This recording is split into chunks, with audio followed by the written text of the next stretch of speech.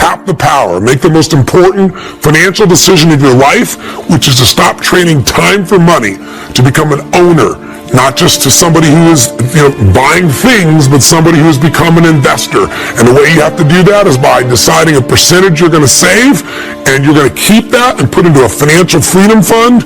You're going to take that money before you see it, put it aside, and you're going to invest it. In fact, most people describe what happens with, let's say, a fighter, even somebody as brilliant as Money Mayweather, brilliant guy, unbelievable fighter. But if you talk to nobody less than 50 Cent, his former friend and partner, he said, let me tell you what he does. He goes out and he fights, he gets the money, he spends the money, and then he fights. He said, and he carries around a Louis Vuitton bag full of literally $1 million in cash, just in case anything special happens he wants to take advantage of. So, God forbid if something happens to this man and his ability to fight, he could be in real trouble. We can't do that. And it's easy to make fun of somebody else and go, well, look at what they're doing. But don't most Americans really, instead of fight, say work, earn the money, spend the money, work? That cycle is the worst cycle on earth, and that's a cycle I want to get you out of right now, today, by tapping the power and making step one the most important investment decision in your life. So what the heck is it? Well, what if you decided that you were no longer going to be a financial trader? What are you talking about, Tony? I'm not a financial trader. I don't invest in stocks. I don't do that stuff all day long. Most Americans are financial traders, even though they don't think of themselves that way. Why? Because if you're trading time for money, you're making the worst financial trade in the world. Your goal, and the goal I have for you with this book, is to make money your slave. You want money to work for you, so you don't have to. Until that happens, you'll always have some level of uncertainty or fear or stress or insecurity, because there's only so many things that can happen that mess up your income flow, and you're in trouble. What would it feel like if you could build what I would call a money machine? Something that made money while you slept. Something that literally every day of your life, even if you weren't working, could provide you an income without ever having to work again. Because I ask people all the time, what are you investing for?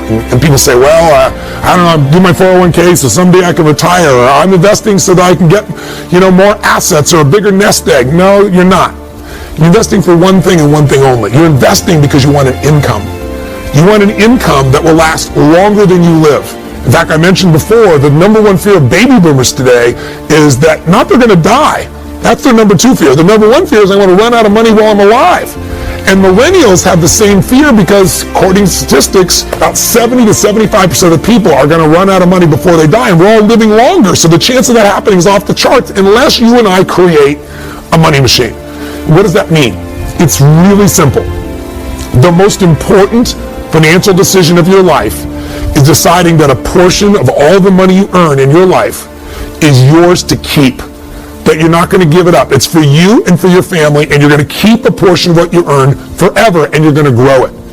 That you're not going to give it to, Kate Spade. You're not going to give it to the Gap. You're not going to give it to whoever you normally gave it to. You're going to keep that for yourself, and you're going to grow it into something that literally will make it so you don't have to work as long as you live. I call it a money machine because it's really simple.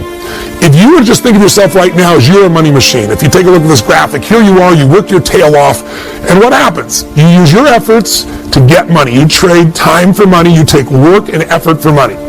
But what if you just did something so simple? You already know to do it. You're just not probably doing it at the level that you could. What if you made a decision that a percentage of what you earn, you're never going to see it? It's just going to instantly and automatically be put into building this money machine, where you're going to take a portion of what you earn, 10%, 15%, 8%, 20%. You get to decide the number.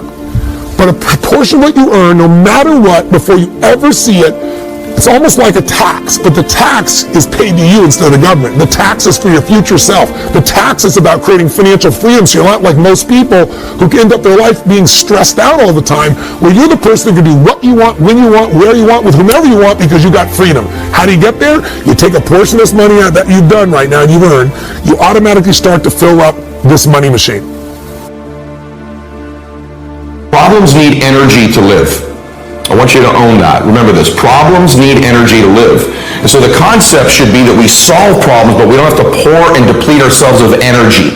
Because the more energy you give something, the more it expands. We want to be in the max out universe. We want to pour our energy and expense our energy towards the solution, not towards the problem. So the first thing I want you to write down is 90% of your energy, focus, time, and thought should be towards the solution, not towards the problem itself. This is a mistake most people make because they expend all the energy into the problem. They obsess over the problem. And when you expand energy, it grows to survive.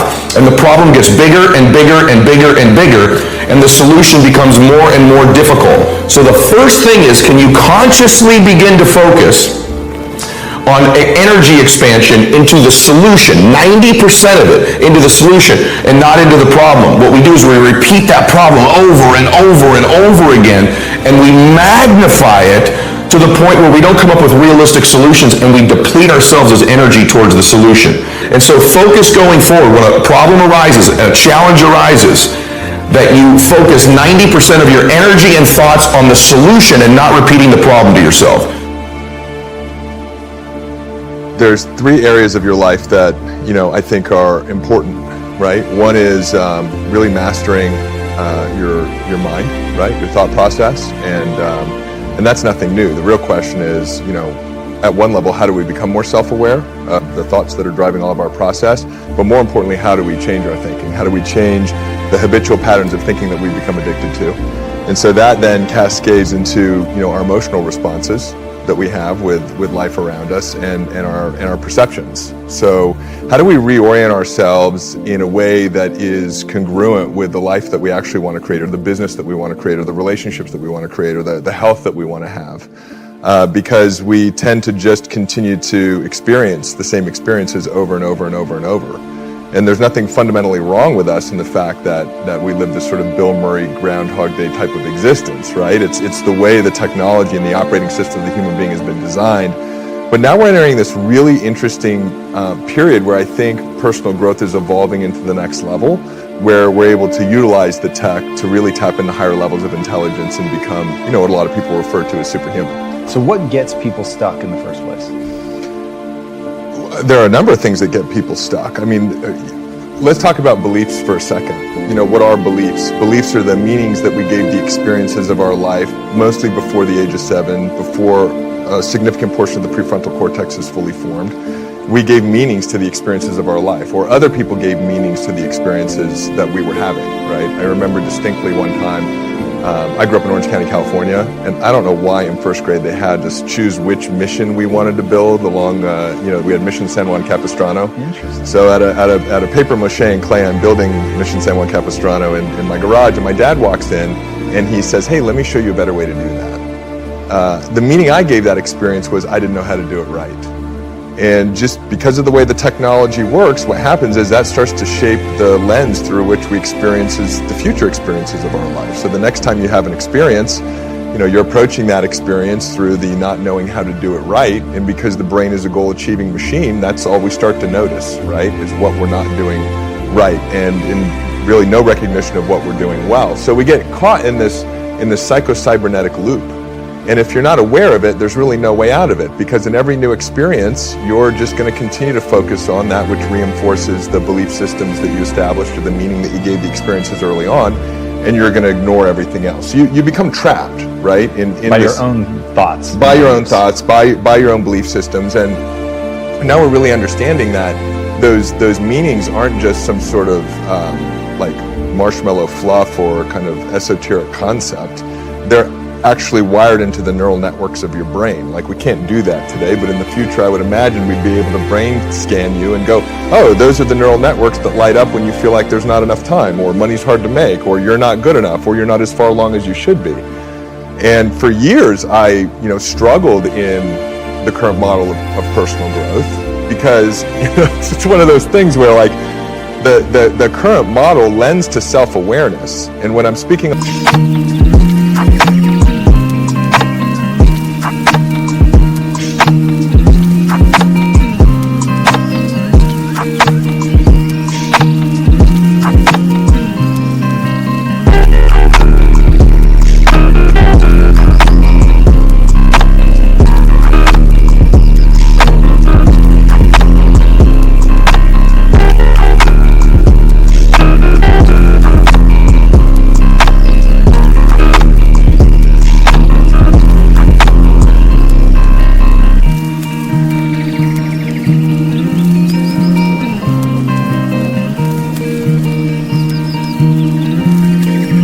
On stages, I say, how many of you are aware now of your limiting beliefs? And everybody raises their hands. I say, how many of you have done the events, you've done the programs, you've done the coaching, you've done the different protocols, you've done the modalities? And make no mistake, I'm not criticizing them, right? This is an evolution of our own ability to change ourselves. And everybody raises their hand, right? They've been in the work, but now they're acutely self-aware, and they have no idea what to do about the patterns of thinking that they're aware of that are causing the stress, anxiety, and overwhelm and holding them back. So that's where I was at one point. And if there was like a question or a quest I was on, it was, how do I go beyond self-awareness and actually begin to change the way I think? You look around you at the people you admire, they have certain qualities. I mean, you've got friends, why do you like them? Generally, generally they have an upbeat attitude on life. Generally, they're generous people, they're humorous people, they're people that do more than their share. They're people that are thinking about something nice they can do for you. And all of those qualities attract you. And none of those are innate at birth. I mean, you can acquire those. And then there's other people that turn you off, and they have habits, they take credit for things they didn't do, they don't show up on time, whatever it may be. They're a little dishonest about things. And if you're looking at your life at a young age like you are, and you can choose what kind of a person you can be, why not be the person you admire rather than the person you can't stand? It's so simple. So just write down the qualities you like. Take your 5 best friends. Why do you like them? And just write down those qualities. And you will find there's no quality there that you can't have yourself. And similarly with the 5 people you can't stand to be around, put those things down that turn you off about those people. And if they turn you off about them, why should you possess them? It's so simple. It's not like something complicated that you think you should be learning with an advanced degree in school. It's not as complicated as investing in the stock market. No, but it's enormously important to have people work with you in life. Right. They're going to work with you in life if they like you. And they may occasionally, if you're in the Army or something, you may work for somebody that you don't like. But by and large, you're going to get the best out of people if they feel good about you. And it's just so easy, but you've got to develop the habits early, because you can't say, I'm going to suddenly become a terribly attractive person when I'm 60. It just doesn't work that way.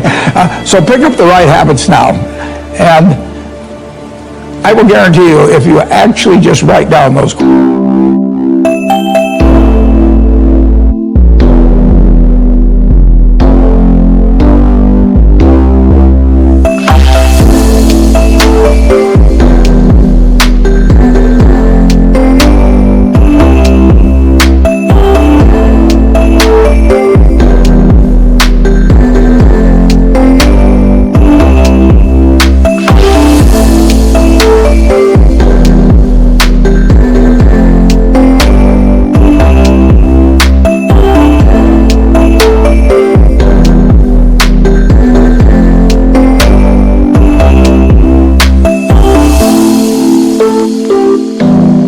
qualities and think about it, you will find you can have every one of the attractive qualities, get rid of the ones that are negative, and your life will be different.